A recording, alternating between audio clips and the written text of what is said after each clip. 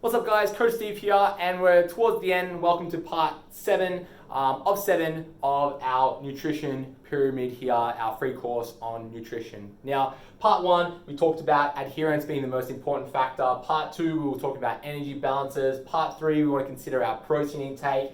Next, we can start to consider the rest of the macronutrients and our carb to fat ratio. Then we can consider our micronutrients, and then finally our timing and our frequency. But here, part 7, we're going to be talking about supplements and supplementation. And straight off the bat, I want to bring you back to a topic that we talked about, in part 1 and part 2, that idea of the cart before the horse. So more often than not, I'm constantly bombarded by questions about supplementations, and that's when we're considering our cart and our minute details. And some of these people, meaning good things, they've read up on supplementation. They're trying to really maximize the supplementation scheme, but they haven't even considered their adherence to their diet. They haven't even considered their calorie intake, let alone their protein intake and everything else in between.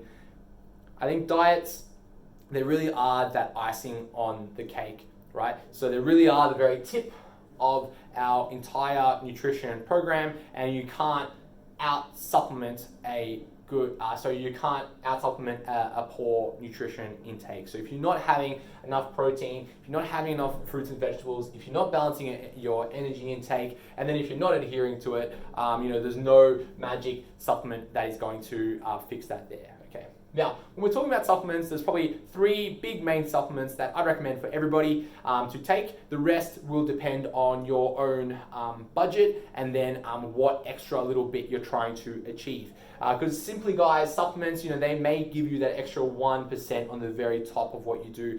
So if you're worrying about fat burners and BCAAs and everything in between, they may, with emphasis on may, emphasis on can, see some change in your body, but that's not actually being held up in the research quite well. Okay, but probably the big 3 supplements that I'd suggest. Number 1 would be a protein intake. A protein supplement. For some of us, we simply don't have enough protein, which breaks our rule here, protein, and then a protein supplement such as a whey protein supplement, very highly researched in our literature, and a whey protein supplement, very easy to consume as well. So simply mixing a powder in a shake and drinking it can be easier than trying to carry a meal of chicken or tuna and rice or whatever it is, and then consuming that. Next, we know that a protein intake can be very pure, as in a protein shake can be up to about 98% pure protein with a little bit of carb and fat involved. So then that can really help out energy balance as well, because if you choose to have, let's say, a chicken breast with some rice, then you're going to be consuming a bit more fat, a bit more carbohydrate, which can break our energy balance here. And then next, when we consider our adherence to our overall nutrition, protein shake, really easy to have. You can have it at a desk, you can have it at work, you can store the powder in a dry space, so very easy to take with us where we go, where we travel, so that we can maintain our protein intake. So protein, which one? Really up to you, really doesn't matter. I'd suggest a WPI, a whey protein isolate, meaning that it's been mostly filtered down to its purest compounds, so it minimizes the extras that we have in there. Next, you'd have things like a WPC, so whey protein concentrate, and then the blends that come with that. So we've got blends as well. I think the only thing that's superior than a WPI is a hydrolyzed whey. They can be quite expensive, but essentially what it does is it adds peptides, if I spell that right, peptides, you get it, into the mix, and then that digests a little bit better in your body. So protein, number 1. Number 2, not really in a certain order, but number 2, which I think everybody will benefit from, is a creatine. Creatine, the most, by a long shot, research supplement, and for the past about 30 years or so is consistently showing improvements in performances such as strength performance, recovery performance, endurance performance. Creatine, probably the only supplement other than protein that you can really benefit from. What type of creatine should you get? I would suggest just simply a creatine monohydrate. There's lots of types of creatine, they're just different forms of creatine, but essentially creatine monohydrate is probably all you need, super cheap to purchase, and then you can take it at any time throughout the day.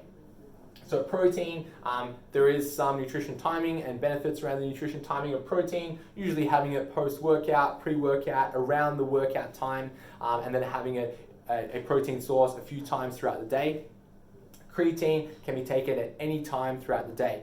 And basically creatine will be saturated in your muscle belly. So you can have it, I think for adherence purposes, having it with your protein shake while you're training, great way to make sure that you're actually having that. If you are having a smoothie, put it in your smoothie. If you're having any other shakes throughout the day, great way to make sure that you're actually having the creatine. In terms of your loading phases, if you look at the label, it can be quite complicated because there's a loading phase and a maintenance phase. So if you go through a loading phase, which is about 10 grams for a week, so 10 grams per day for a week, and then you go down to 5 grams per day as maintenance. So this is the normal loading phase. Some suggest 10, some suggest upwards of 20 or so. But essentially, if you go through a loading phase, it will take you a week to reach full muscle saturation, or you can simply jump on the maintenance, which is 5 grams per day, and that'll take you about a month to reach full saturation. For me, I would always recommend just that 5 grams, just behaviorally, because of adherence. If I tell you to try to go 10 grams or 20 grams for a week and then jump on maintenance and all these other stuff, you probably won't do it. But if you add 5 grams per day into your normal routine, you're more likely to do it and you'll start seeing the benefits of the creatine. So that's number 2, creatine. Number 1, protein. And then finally, number 3, probably the next most researched drug, is caffeine. So caffeine, really high improvements in sports performance. So caffeine can be anything from a coffee to a tab of no-dose or even a pre-workout stimulus as well. Caffeine will see benefits in our not only performance muscularly, also our performance in our nervous system as well, and then focus as well. So if you are able to focus more while doing a strenuous activity such as a squat, you are more likely to squat more weight, and then if you squat more weight, we can progressively overload building muscle and actually seeing changes in our body. So guys, if you are looking for 3 supplements that could see changes in your body, it would be protein, creatine, caffeine. Rest of supplements really come down to your own 1, budget, and then 2, risk and reward ratio. And what I mean by that is that some supplements make really bold claims to do lots of things, and that would be a risk to achieve that claim. So if you were to take that supplement, you may benefit, you may not from that. And if you do benefit, you may benefit from just a few percentage points.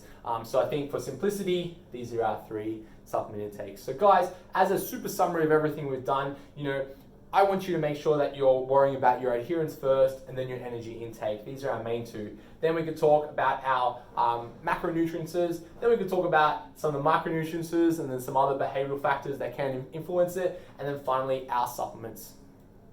Then, to consider all of it, we need to make sure that we are having adequate patience with this thing. Because guys, these steps can't happen in one day, and then the effects of the whole thing can't happen in weeks. We're talking months and time to enjoy these things. So guys, hope you enjoyed our 7-part series, and good luck with your nutrition. Reach out if you need help, and I hope to see you in our challenge so you can transform your body, where all of these things are encompassed into our nutrition plan. Have fun.